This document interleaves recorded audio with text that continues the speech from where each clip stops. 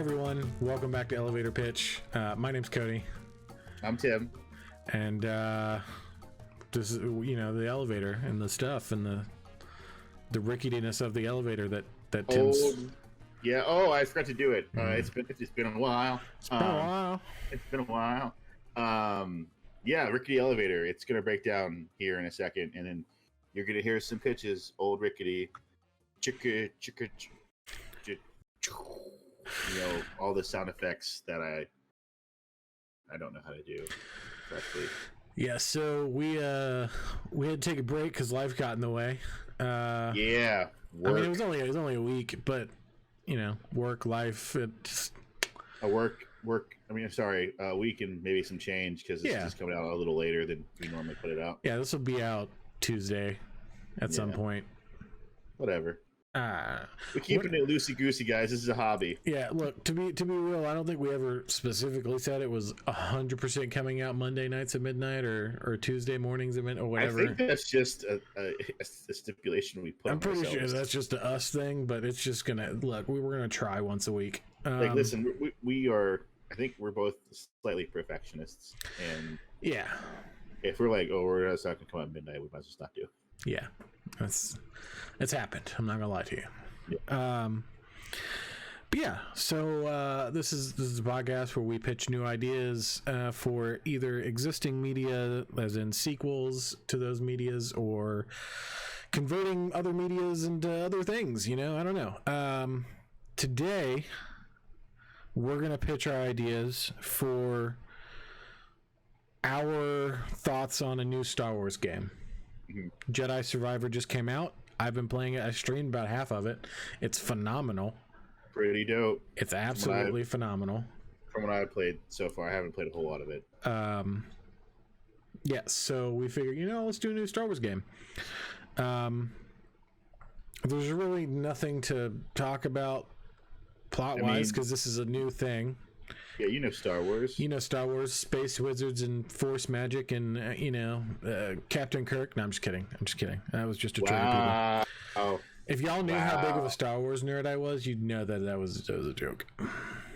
There's nothing wrong with Star Trek. I only have 7 lightsabers. It's fine. I don't have a problem. No. I don't have a problem. You didn't almost spend like a down payment on a car on just lightsabers. No, definitely not. I wouldn't do that. It's irresponsible. Yeah, you are a 30-something-year-old adult.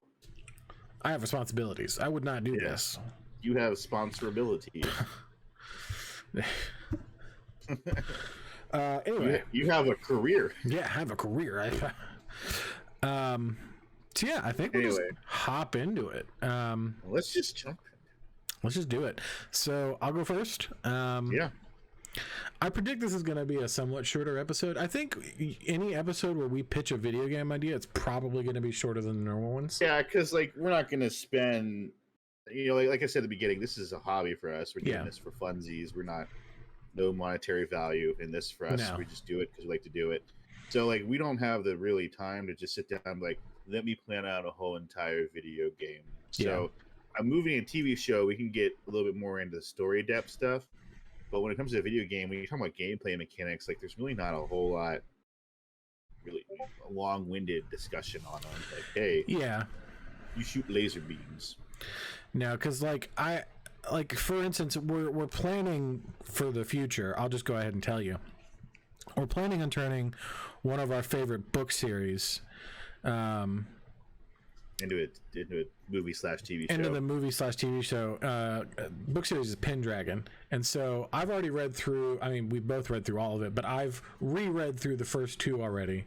And I have paragraphs built out for what I plan to do for that.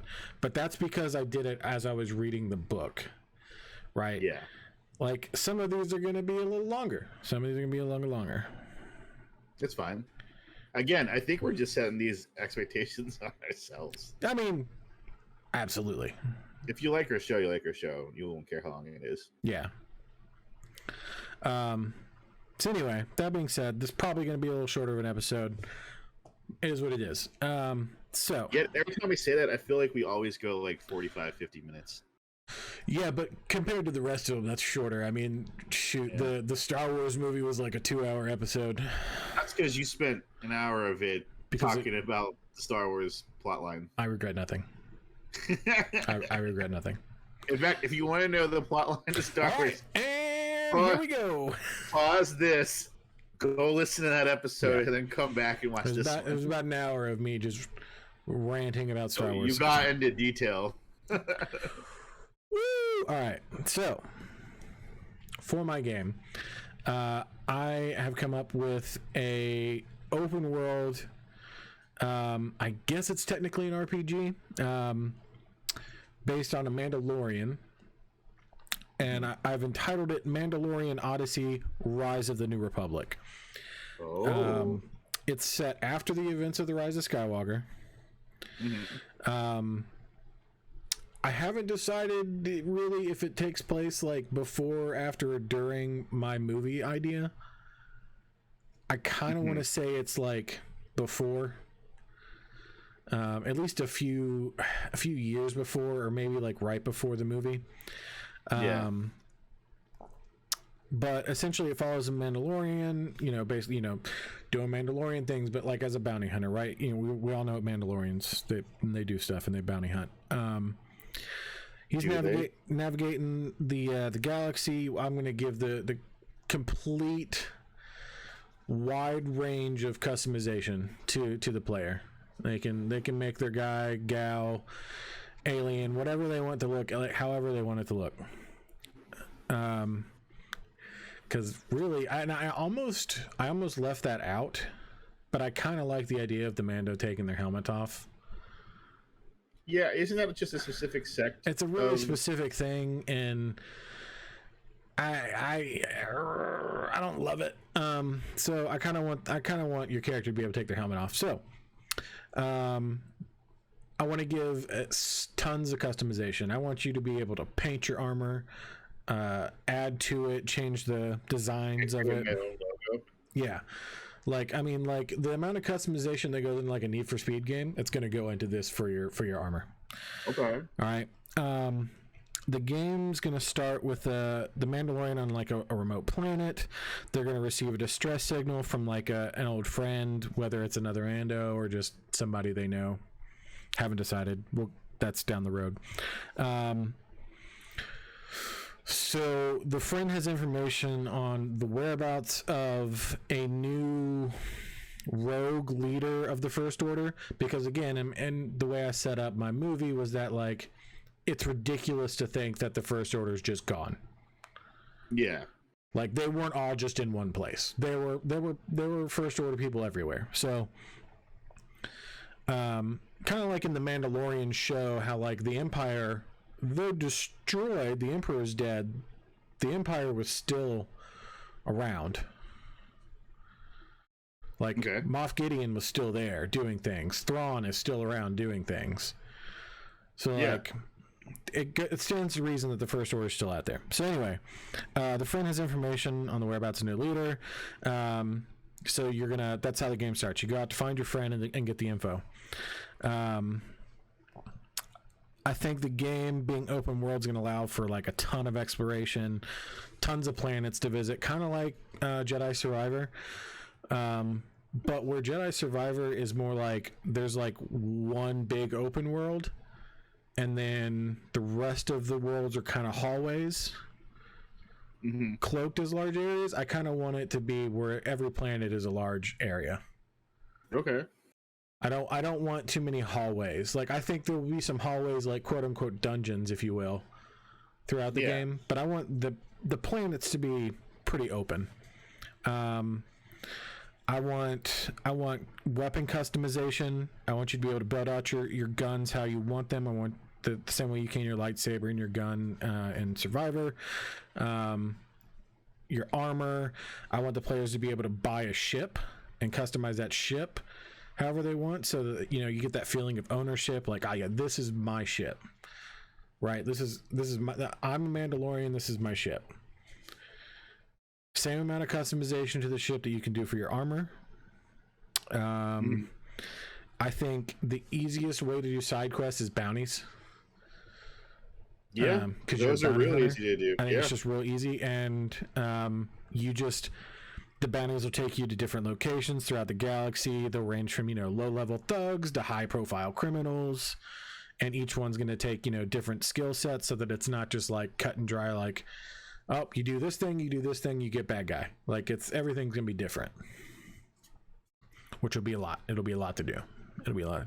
It's great that we're not actually making this game, because it would be a pain. I think it's going to be a really compelling story, full of twists. I want the big bad, the Moff Gideon, if you will, of this game to be Phasma. Oh, okay. So you're going to bring her back? Yeah, I'm going to bring her back. Now, the reason Phasma is going to have a problem with our character, I think, is we're going to establish pretty early, like while you're traveling to your friend, we'll get a cutscene of the friend like getting raided by Phasma. Okay. And like I think she's still got the chrome armor, but like instead of just getting new armor, it's the same armor. Like it had been just like royally effed, but like it's like patched up, kind of like Kylo Ren. I kind of like that. Like it's like jacked up, but she's owning it. But she like melted it back together, or smelted or whatever. Yeah, so like it looks gnarly. It looks real gnarly. Like she's gotten some upgrades, but at the same time, like she got hurt. Yeah, she got hurt, and so I think she raids the area and kills your friend. And as you show up, they're coming out of like the location your friend's at, and we'll have a big fight right at the beginning. Right, we're gonna start the game with a boss fight, basically. Okay. And I think this is where two things are going to happen. One, you're going to wipe out most of her troops, and you're going to seriously injure her. But we're also going to do like the God of War thing, where like she's going to royally ruin your day. Yeah.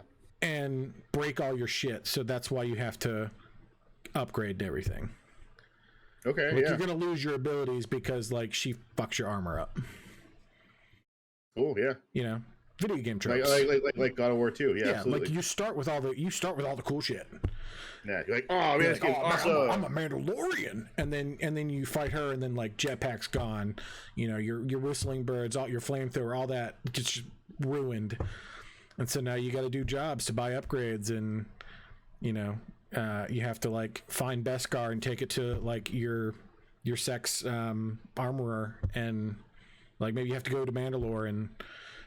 Because if the projection of the Mandalorian is to be sustained, then Mandalore is going to get rebuilt. So in this game, under that assumption, Mandalore is rebuilt. Been rebuilt, yeah. And so you go back to the Grand Forge and get armor made and stuff like that. Okay. So I think this new First Order is essentially, like I said, it's just a new faction of the First Order. Maybe they're called something else, but it's mainly members of the First Order. I don't know if we want to lean into like the whole like the Final Order thing. If we want to call this is the Second Order, I don't know. We can call it something stupid, or the New Empire or whatever. They can call themselves something silly. Yeah. And yeah, I think throughout the game you have to fight mini battles with Phasma, and like I think after every fight her armor gets more and more gnarly. Like it gets more and more jacked up, and she gets wilder and wilder. I like that. Like she gets like yeah, horns or something on it. Yeah, like she loses an arm in one of the fights, so she ends up with like the robotic arm. I'm here for that. And like just gradually getting more and more at the end destroyed. She becomes another General Grievous. So essentially at the end, I kind of want her to be like, no way, really, more cyborg than human at that point. I'm down with that. Hell yeah. Because she kept going, and she like had orders for like her followers to keep her alive at all costs. She's just going insane. Yeah. Because more and more of her is missing, and she's just like literally not able to cope with it. So like by the end, she's really just like half a head and a helmet. You know what I mean? Like a death robot. Yeah. So she's essentially a Grievous in a chrome stormtrooper outfit that's just like, jacked up. She's like General Grievous and Darth Vader had a baby. Yeah, exactly. Yeah. But like with a jetpack, like we're gonna take like Moff Gideon and like Mando armor, and then Darth Vader and Phasma and Grievous, and just and that's our in-game villain. Okay, I like it. I love it. That's really it. I just want some more of it. Yeah. And when it comes to like ships, I kind of wanted like the range. Like if it's been in Star Wars, you can buy it. Okay, you're gonna get that DLC Millennium Falcon? No DLC. For $30. No DLC. No DLC. Yeah, can I do Everything's in the game. Everything's in the game. Everything's in the game. You can just, if you can find it, it's yours. If you can find it and you can pay for it, it's yours. Okay. I mean, I'm sure the Millennium Falcon probably costs a lot, but if you can find out where it is. Well, so I think Corellia is a planet you can go to, and I think you can buy a Corellian freighter, because that's what the Falcon is. Like you just buy one. That's what I'm saying. Like, and there you go. It's not exactly the Millennium Falcon. It's just another. It's just one that's it's like one that you can paint to look exactly like it. Yeah. Like it has the paint job. Yeah, if you want an N1, you can buy an N1, and it looks just like the Naboo Starfighter, but you can mod it to look like Mando Starfighter if you want it. Or you can go even more nuts with it. Like I want so much freedom and customization. Like 90% of this game is customization. Okay, Laura Bailey. Yeah, I'm just saying. But that's I want my own Mando, is what you're saying. Yeah, I want my own Mando, and I want to be doing Mando things. And I think I want my own child. I want it to follow me. Well, so I thought about this for a long time, and I was like, I don't want to obviously go like the child route. I don't want to go the God of War route where it's like, oh, you have your son. Boy. Bless you. Thank you. I didn't want to do like, so I think throughout the game, like depending on where you are, there's like different mounts. Like depending on the planet, they have different mounts that you could ride, but none that you keep. If that makes sense. And I didn't. What's that thing that he wrote in the Book of Boba Fett? Wait, Boba or Boba? He wrote like the Rancor. Was it a Rancor he wrote through the desert? Didn't he get right? Oh no, you're talking about the Bantha. Yeah, okay, maybe it was a Bantha then. The big the big hairy thing. Yeah, it was a Bantha. Yeah. Because he wrote the Rancor at the end, and man, that should be dope. Yeah. Woo! Look, I mean, they didn't do it in The Mandalorian, but I wouldn't be mad if the writers of this hypothetical game came to me and were like, hey, at the end, we want to have a big mech battle, right? Like Phasma's going to get in a big, like jacked up AT-AT, like, monstrosity, and you can ride the Mythosaur. And we're like, I like it. Let's Mythosaur. Let's kaiju Jaeger this off. I thought you were gonna bring in Gundam stuff, and they're like, you can get a Gundam. No. Drive around your Gundam. The thought crossed my mind, but no. Everything leads back to giant Gundam. Mando Gundam. Oh my god, I want to see that now. I said it. Now I need to see it. It wasn't a thing I knew I wanted until I wanted it. Until you said it. Yeah. But yeah, that's the game in a nutshell. It's just a big open world RPG where you're a Mando and can be a Mando as Mando-y as you want a Mando. You can just be the Mando of your dreams. Yeah. Live your best Mando life. Yeah. And I think we have cameos. You have Rey and Finn, Poe, like you can cross paths. They're not main characters, but you can do like missions for them and deliver. Maybe Rey has you find something that like was stolen from a Jedi temple or something, as a side quest. Like just little mini missions or something. Just little nods to acknowledge stuff. But these characters are still real. Yeah. They're still in the universe. I still want everything connected, and like I still want there to be hints of like Darth Nihilus and Malgus like rising to power in the background, because that's where my movie leads. But like for the most part, no lightsabers. Like I think you'll fight like maybe acolyte, like a Sith acolyte or two, maybe, but I don't want Force users outside of like our main cast just kind of being there. You know, Rey and Finn just being there. Maybe there's Jedi things happening in the background, but that's it. Okay. I want it to be a Mando game, not a Jedi game. Okay. So that's I like it. That's my pitch. The Mando game has never really been a thing. So there was Star Wars Bounty Hunter. Yeah. Oh, okay. Where you played as Jango. I don't know what else it was on. I played it on the GameCube. It was a lot of fun. But it was a hallway game. And ever since I've been like, why hasn't this been remade? Why haven't they done something else like this? So that's my pitch. Okay. I like it. I'm here for it. I would play the shit out of that game. I would. All right, man. Let's hear it. So, my pitch for my Star Wars game is you remake Knights of the Old Republic. All right, thanks for listening to our podcast. If you want to follow us, you can follow us. I'm just kidding. I'm not kidding. I'm not. No, I'm kidding about that being my pitch. And they were doing it, and maybe it'll happen eventually, but it got shelved. Yeah. Anyway, because I can't have that, I'm gonna do a different route, I guess. I stuck with the same kind of trope because if it ain't fixed, don't broke it. If it ain't, well, wow. If it ain't fixed, don't broke it. If it ain't fixed, don't.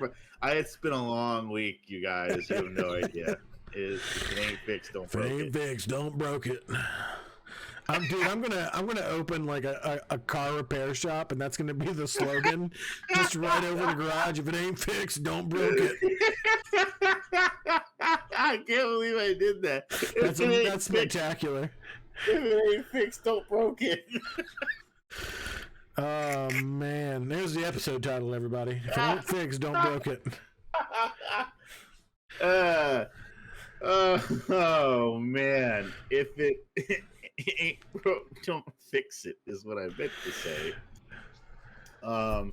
And with the popularity of like Jedi Fallen Order and now Jedi Survivor, I went with the more dramatic kind of Star Wars video game.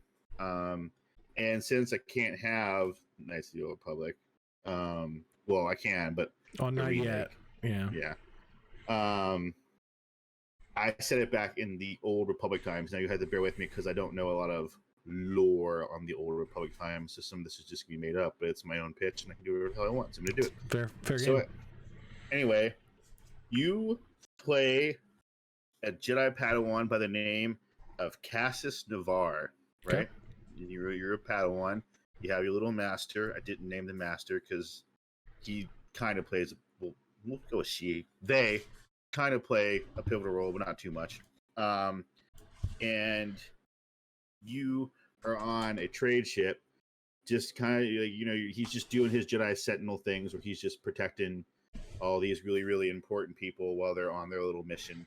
Sure. And you get attacked by like whatever Imperial force there is at the time. I don't remember what they're called back. Yeah, I don't remember. Republic. It's been so long since I played Coder or Coder 2.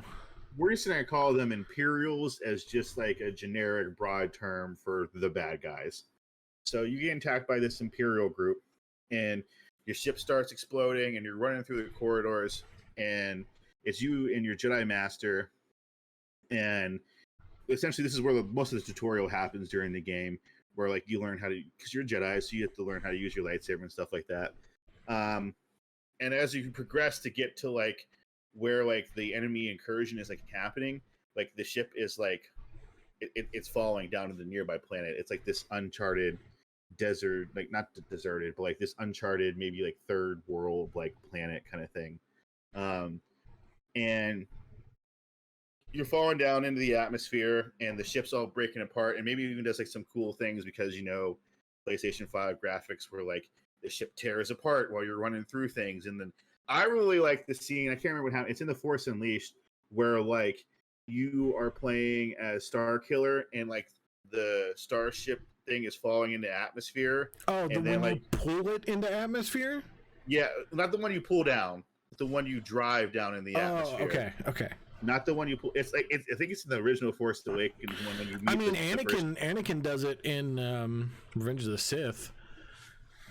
Yeah, but I'm talking like in this one, like it's when you first meet that Jedi Master that you think that you kill by you throw him down the planet and whatnot. Oh, right. Anyway, like you're going down it and like you have to bail out of it because it's exploding, and then like you are like the dive sequence. Yeah, I really like that, so I'm gonna just mimic that. And at one point, like you're fighting an enemy, and in fact, we're actually gonna just say like you get introduced to the big bad evil guy. His name is Lord Saroth. And he's you know, he's a Sithan. He's a Sith guy. He's a dark one. He's a user of the dark side of the Force. Sure. He just like straight up's like, this is between me and your master, and just force pushes you out of like this falling star liner kind of thing as it's falling down to Earth and whatnot. Sure. And then you kind of like have to use like your whatever force powers you have to kind of like land in water, and then the beginning part of the game is you trying to figure out kind of like what happened and like what's going on. And you go to the first thing you do is you go to the crash site, because that's what you obviously would do to see what's going on. But you can't find a Jedi Master anywhere. You can't find any survivors except for one. It's a Wookiee named Zangak. And he becomes your kind of like little friendo partner throughout the thing. So basically it's you and Zandak kind of just trying to figure out like what's going on. Sure. And he has his own thing, like why what's going on. He's like, has to come with his where did I have written down here? He has to confront his personal demons about being like this badass like Wookiee warrior, because he was banished from Kashyyyk because he was considered like a weakling. Like he's like, I mean, Wookiees are really big. Yeah, he's like a runt Wookiee. He's still taller than you, but he's like the weakling. He's a runt, like he's shorter than Chewbacca. Yeah, but he's still obviously taller than you, a human, because I know that there's other Jedis and other races, alien races and whatnot, but it's my game. You're playing as a human. I also don't have an actor who I wanted to be Cassius Navarre, so I mean, the default's always Tom Holland. So we're just gonna go with Tom Holland for this, because I couldn't really think of anybody who American Tom Holland or the British Tom. Screw you, British Tom Holland, because why not? He doesn't do enough stuff as a Brit for me to even realize he is one. So it's still funny. He gets to use his original accent in this game. So and it's just like, all right, let's go do things. No, that's Australian. Carry on. Dude. Yeah, dude. You started out Cockney and ended up Australian. He's Australian now. It went 0 to 60. So is this American Tom Holland, British Tom Holland, or Australian Tom Holland? I'm leaning towards Australian Tom Holland, but it's just me. We'll go Australian Tom Holland for whatever reason. All you gotta do is just like a really over-exaggerated Crocodile Dundee Jedi, just like, all right, look here. That's not a lightsaber. This is a lightsaber. We got ourselves a bantha right over there. Shh, be really quiet, Zangak. Is that bantha poo? Sticks whole arm into it.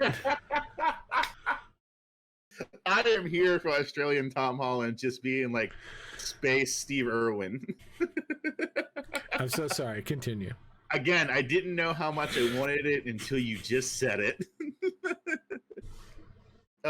So yeah, basically he's trying to hunt down, Cassius is trying to hunt down his master and this evil dude that kind of like was fighting his master before the whole ship went down. And Zangak is trying to prove himself as like, you know, a warrior. So essentially it's the two of y'all, and you know, you come across like local tribes and whatnot, and you try to help them out. And there's a morality system where, like, you know, if you do good things, you get light-sided points, and if you do bad things, you get dark-sided points. And kind of like Coder. Depending on how like you choose, is going to depend on how the end of the game plans out. I dig it. So, and obviously, like, there's this, like, as you're like learning stuff about like the planet around you and like what kind of happened between you and your master and Lord Saroth or whatnot, who for this purposes is just this fully shaded character, because I couldn't think of another person to. You know what? Lord Saroth is Tom Cruise. Why not? He's Tom Cruise. He's Tom Cruise. All right. He's just always running. Yeah. He's just always running for no reason. He's just running. His troops are like, "Where's Lord Saroth? What is he doing? I'm just running." he also was jetting out with you and was also going down with the ship. Right. Anyway, we're good. I don't know. It doesn't need Tom Cruise. I was just joking. It can be whoever. I kind of need Tom Cruise to play Sith now. So. All right, I'm down with it. I'm down with it. Hey, there's also a scene for whatever reason you're playing volleyball in shorts, or jeans or whatnot. Sith beach volleyball. Come on. You know you want it. You know you want it. You know they're spiking, using the Force like it's the most epic thing you've ever seen. Dude, how lazy would they be? They'd be like, no. I mean, we're talking like anime moves. Like they're going nuts. Oh, you want to do like Shaolin monk kind of thing? Yeah, they're just using the Force to just like drive it home. Like, and it's like, like it's intense. All right, I'm getting off track here. Getting way off track, and I'm so sorry. It's my fault. Going off the rails. It's okay.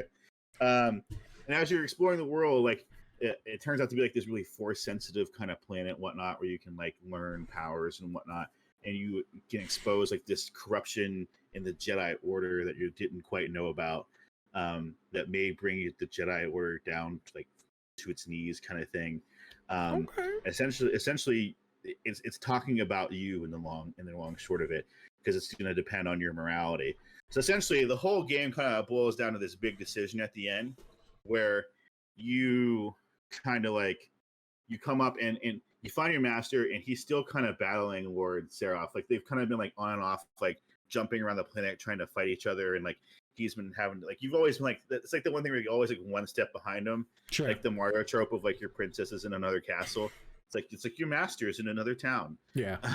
And he's just trying to track down this guy. So essentially, at the end, they're kind of battling each other, and it boils down to like one of those decisions where like it's like freeze time frame, and you can like look to the right or like look to the left, and you get to choose whether you kill Seraph or your master. And depending on what happens is your path forward. Either you become a Jedi Knight or you become like a Sith apprentice. Okay. And then from there, obviously Zangief, he goes through his own little plot line and, proves himself, and maybe he joins you, whether it's light on dark side too. But yeah, I figured there's gonna be like little storyline bits, like side missions too, kind of like, Jedi Fallen Order and Jedi Survivor, where like it's sort of like hallway-esque, but like there's also a million different ways to get to where you're going. Sure. And side quests you do, and you have to like backtrack a little bit, because I think that like, Jedi Fallen Order and Jedi Survivor, they did it right. Like their way of doing it, other than like it's very well done. Yeah, you can't really fast travel. At least I don't know about Survivor. You can in Survivor. Okay, but you can fast travel between meditation points. Okay, good, because that annoyed the piss out of me about Fallen Order. Now it's once you finish an area that you can use the fast travel. Still, it's better than nothing. Fast travel, yeah, it's nice. It's the first game you just had to start at the beginning every time. Yeah, yeah. And that annoyed me because there was one section. Anyway, I digress. So yeah, like probably about like a 60 or 70 hour game if you wanted to do a whole completionist run and whatnot. Or like, the main campaign is probably like 30 hours or so if you wanted to do it. But yeah, that's kind of my pitch in a nutshell for Star Wars game. Oh, by the way, it's called Path of the Force. Path of the Force. Okay. Yeah, so Star Wars Path of the Force. Okay. I like it. I'm here for it. I mean, I'm here for any Jedi game. So, and then you brought in Force Unleashed skydiving. So, like that was the coolest looking part of the second game. They were just like, "Oh, you really like this dive feature? We're gonna do it like the whole game." Yeah, we're gonna do it constantly. We're gonna do it a lot. You really like it? We're gonna beat that down with a dead horse. We're just you're gonna hate it. You're gonna hate it by the time we're done this game, but you're gonna do it. You're gonna like. It's gonna be a novelty the first time. The second time you're like, all right, cool. And then by the fifth time you're like, okay. I would really like to stop falling now. I fall a lot. And I would really like it to stop. I would really like it. Is this Fallen Order? Like, all right. Yeah, that's my pitch. Well, there you go. 34 minutes. So. Hey, like, okay. Look, this is probably our shortest one to date, but like we said, we don't have time to plan out the whole entire game. Yeah. And video games are a little bit weird because like it is story based, but it's not story based. Yeah, it is. It's like there's story. Obviously, there's a story, but like when you're playing a game, like it's so like, okay, for instance, like Jedi Survivor, I'm very invested in the story. I am actually invested in the story. Like, it's actually very good and compelling, and I want to know what happens next. Mm-hmm. But like, I feel like with most games, I'm just like, I just want to do the cool stuff. Yeah, like really, especially when you're Jedi. Like, I want to do cool Jedi stuff. I want to do cool Jedi things, please. Yeah, please and thank you. More like one of the best parts about the Force Unleashed is when you pull down the Star Destroyer. But one of the best things about the Force Unleashed is that it exists, and that they were just like, oh, cool, you're just like a god with the Force. You want to be an OP Jedi? Go for it. There you go. Essentially, like you kind of start off kind of OP, and then you just really only get more. Yeah, you just get more OP. Yeah, until like if this character actually existed, he would murder all of the Jedi and all of the Sith. Well, that's what I don't remember who I was talking to about it, but like if Cal Kestis from the Jedi Survivor and Jedi Fallen Order games, if he were to ever cross over into live action, they'd have to nerf him so hard. Yeah, he knows because my guy is he's too powerful. Yeah, he knows stuff that like no Jedi's ever done on screen. Yeah, ever. Yeah, ever. Same with Starkiller. If they were to ever make Starkiller live action canon, has to be nerfed. Yeah, because on face value, he's more powerful than Vader. Yeah, no, that's the whole point of like the first game, is that like you are a slave to Vader, but you are way more powerful than him. Yeah, way more by a lot. Like, now I will say they have, since the original inception of the movie. I know we're getting really off topic, but since the original inception of the movie, they have made Vader way more powerful than he was. They have. Like, in the original trilogy, he was just a Force user. You know what I mean? But in so Jedi Fallen Order, he's like just. In Jedi Fallen Order, he's tearing apart things like he's the Phoenix from X-Men or something. You know what I mean? Like, but it's the same with Obi-Wan. Like, even in the prequels, like, he was not that powerful, and then you get into the Obi-Wan Kenobi show, and my guy's just floating rocks into Vader like a machine gun. Yeah. I'm like, okay. Yeah, like, where was all this? Okay. Did you lose that with age? And it was the same with Luke. Like, Luke was like not that powerful. Like, he was just like, all right, cool, Force choke, isn't that a dark Force move? Okay. And then like they had their slow lightsaber fights because that's how George Lucas saw the lightsabers. Yeah, he wanted it to be like Claymore battles. Yeah. And at the time it was like, okay, fine. But then you get into like The Last Jedi, and my guy is like Force projecting his entire being to the other side of the planet. Yeah, ain't nobody did that stuff before.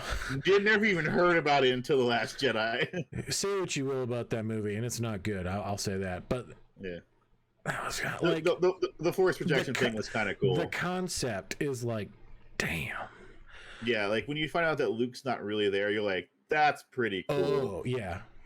That's pretty cool. He's just sitting on that planet, Force projecting himself. Yeah. And again, this is coming from somebody that I have openly and vehemently said that I do not like The Last Jedi, but that's a pretty cool scene. It's pretty cool. That and when they hyper jump into all these ships. Yes. Yes. Other than that movie sucks. Yeah. All right, guys. Let us know which one you liked more. Which game would you rather play, or would you rather play both? Did you hate them both? Do you think you have a better idea? If you have a better idea, let us know. Our Discord, which will be linked if you're watching this on YouTube, there's a link in the description. If you're if you're listening to this anywhere else other than YouTube, sorry, no. Go to somekindofentertainment.net, and all the links are there. It's skoentertainment.net, right? Yes, skoentertainment.net. Yeah, okay. And there's a link to the Discord, everything, YouTube, it's all there.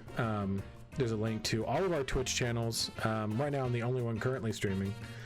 I might pick it back up again soon. We'll see. Yeah. Yeah, let us know. Leave us a like, comment, share, subscribe, do all the fun stuff. If you're listening to this on Spotify, leave a review, Apple Podcast review. Yeah, I don't know. Did I miss anything? Thanks for listening. No, thanks for listening. Yeah. First of all. Yeah, thanks. Listen to two guys that think they know things. Yeah. Talk about things. No, we know nothing. We know nothing. We know. Our names are John and Snow, and we don't know nothing. Nothing. So anyway. Bye. Bye.